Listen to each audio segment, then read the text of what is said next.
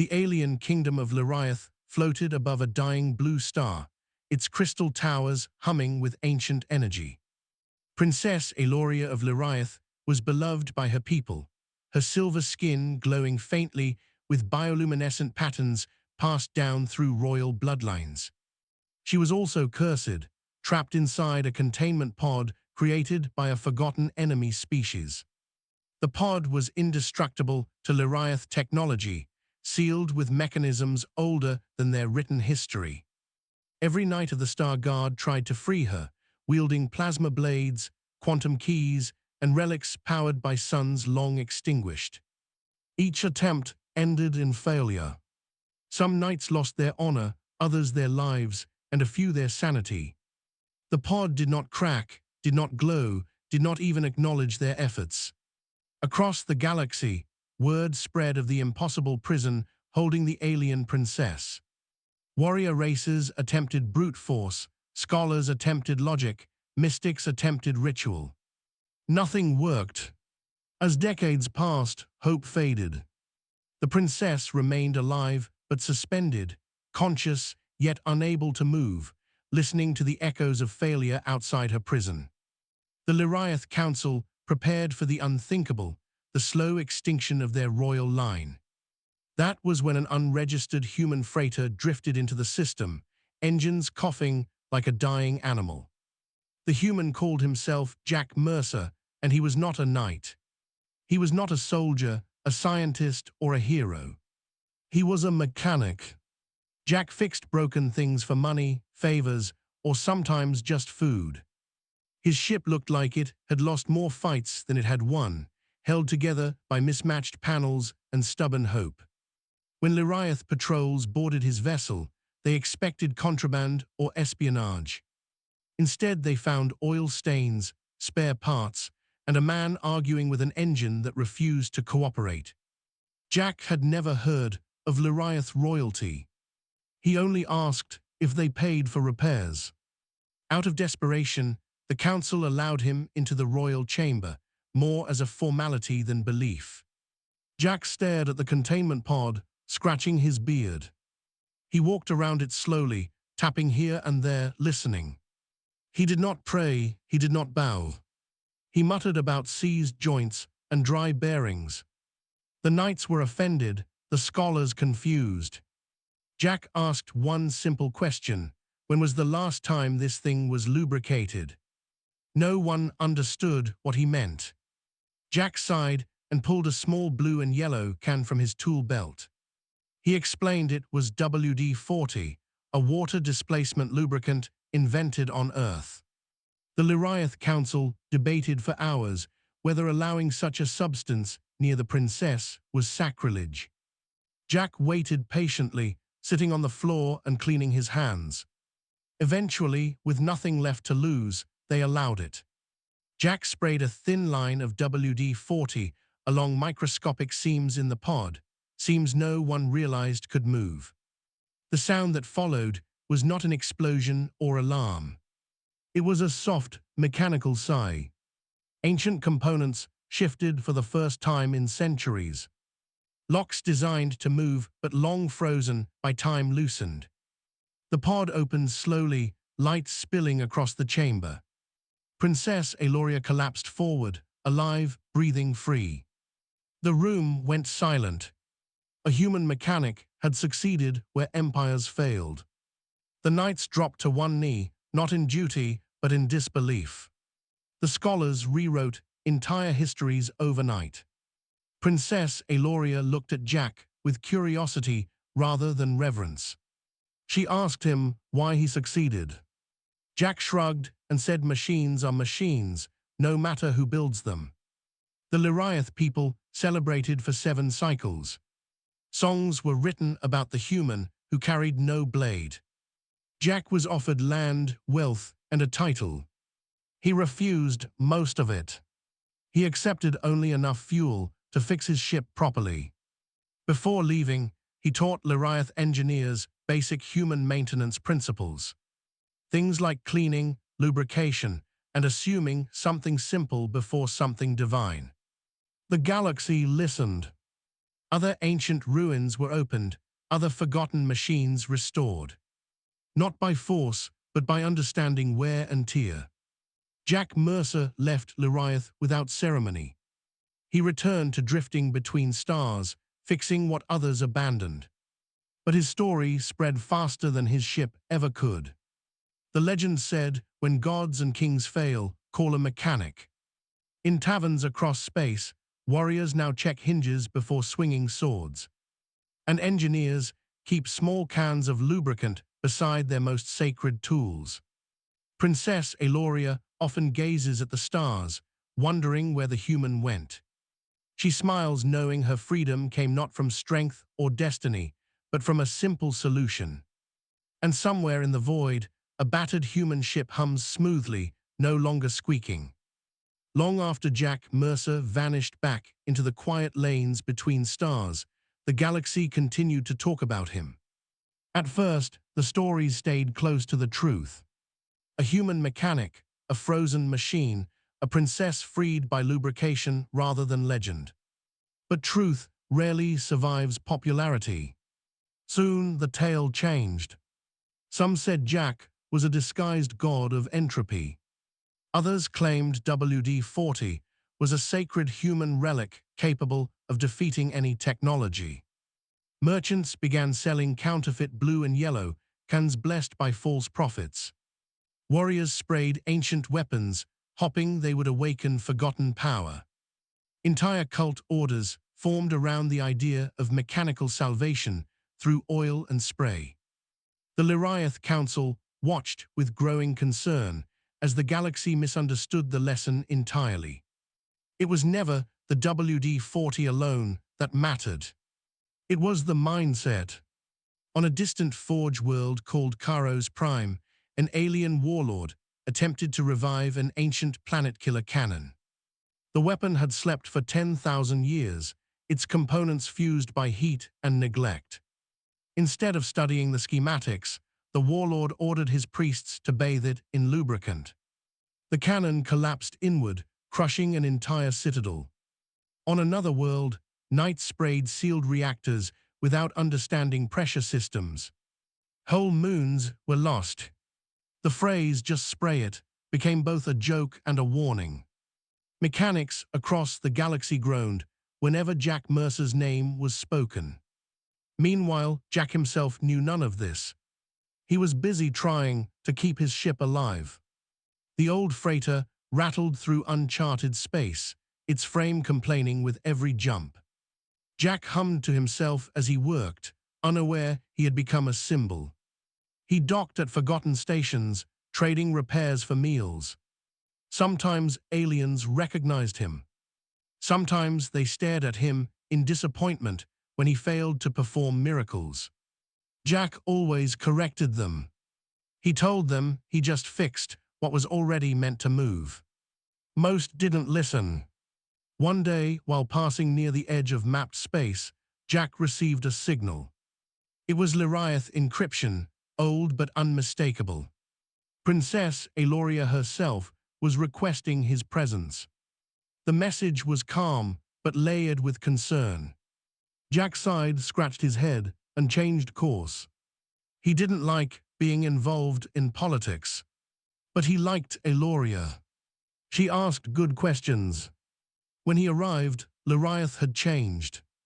The crystal towers were reinforced with metal frameworks.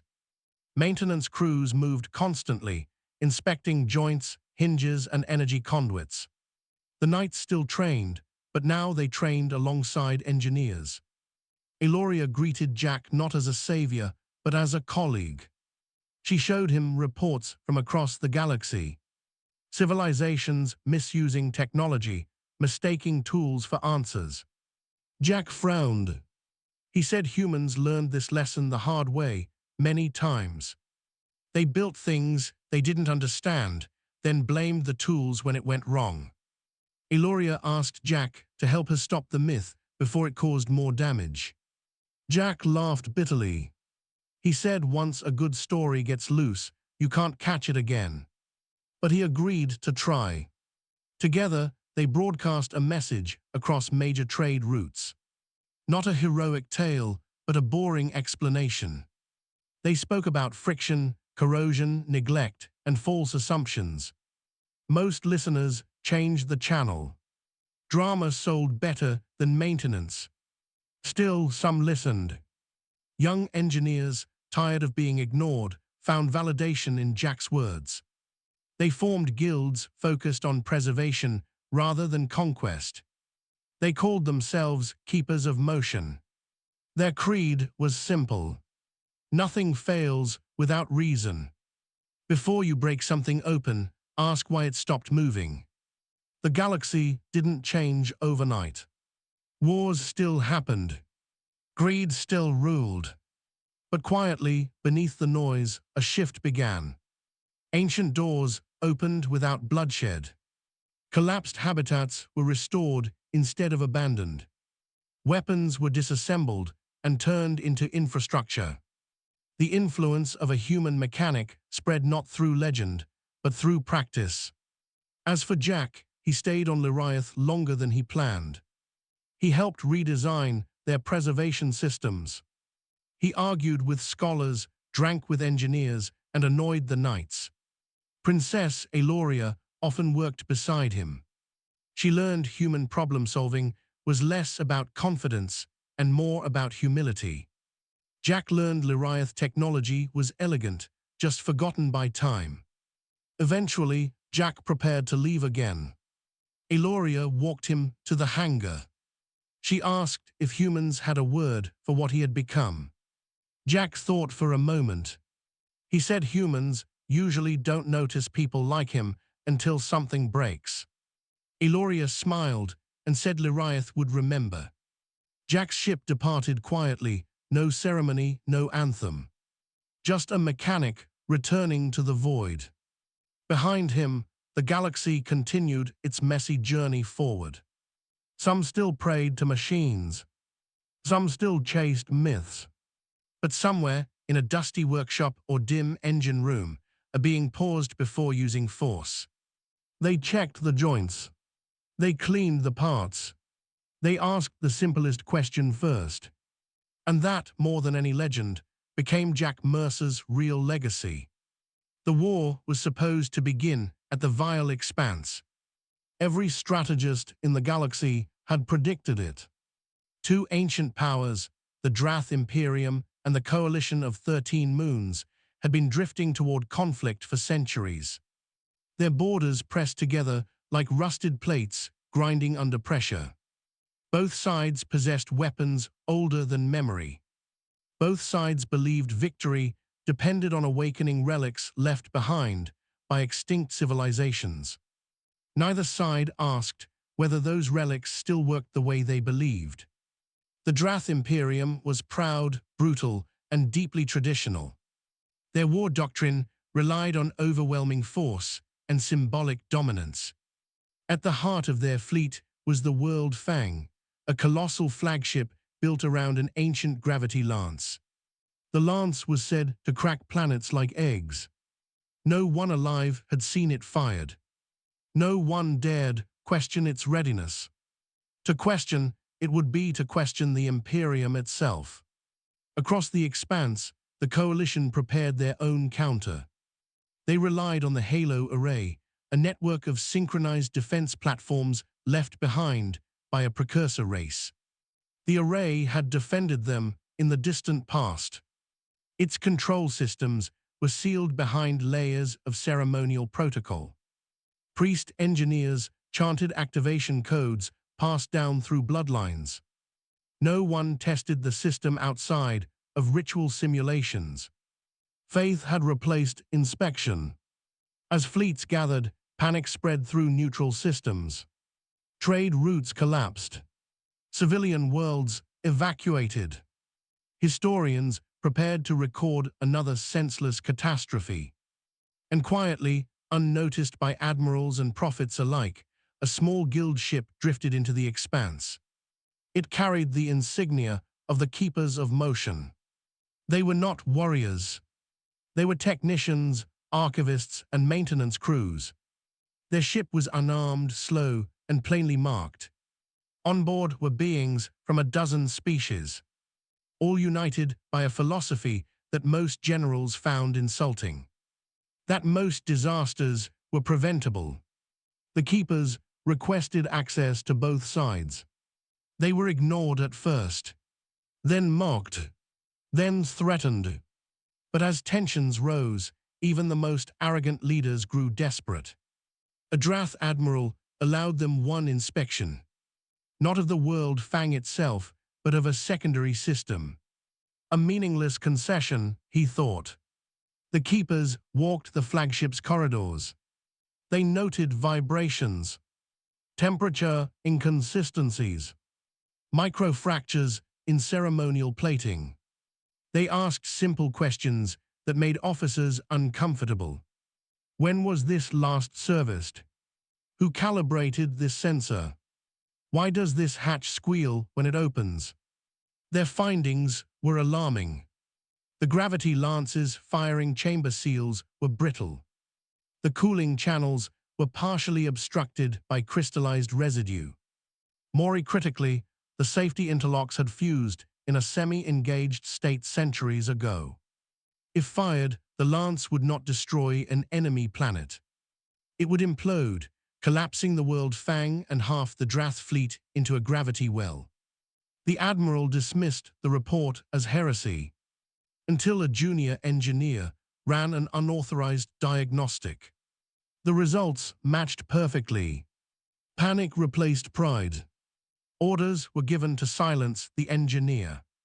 The keepers intervened, broadcasting the data openly across Drath channels. You cannot hide physics behind tradition, they said. Meanwhile, another keeper team infiltrated Coalition space. They inspected the Halo array. They found alignment drift between platforms, outdated synchronization algorithms, and ceremonial locks that prevented emergency overrides. If the array activated under combat stress, it would misfire. Platforms would target each other. The defense grid would tear itself apart. The Coalition's priests resisted fiercely. To them, questioning the rituals was blasphemy. But civilian leaders listened. They remembered Lariaths. They remembered the human mechanic. Reluctantly, they authorized limited recalibration.